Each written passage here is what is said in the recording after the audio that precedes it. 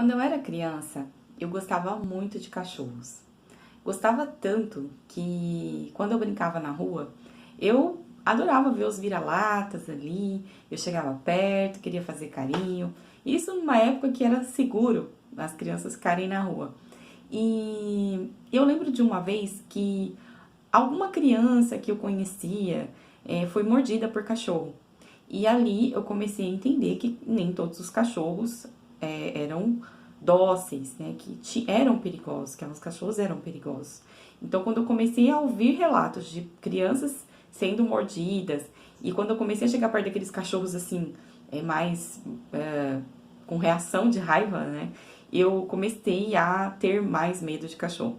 Claro, depois que eu fui, à medida que eu fui crescendo, eu fui aprendendo sobre as diferenças de raças, animais, cachorros mais dóceis, cachorros mais agressivos, né?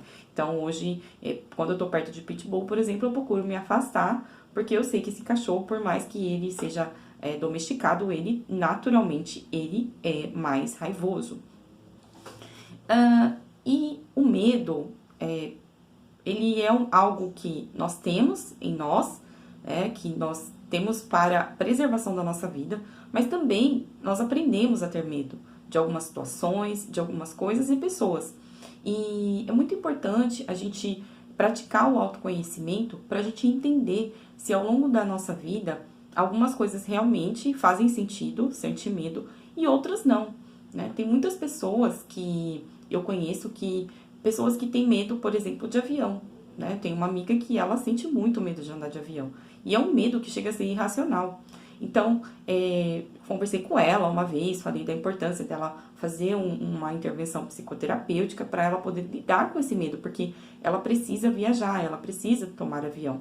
Então, o que eu faço, além da psicoterapia, é praticar esse autoconhecimento, fazer a minha reflexão, né, a minha autoanálise, para eu poder vencer alguns medos, né? Porque o medo aprendido, medo de algumas situações que não fazem sentido, eles nos impedem de até mesmo de realizar os nossos sonhos, como por exemplo, viajar para um outro país, viajar para um outro lugar mais distante de avião, né? Que é mais rápido, que é mais prático.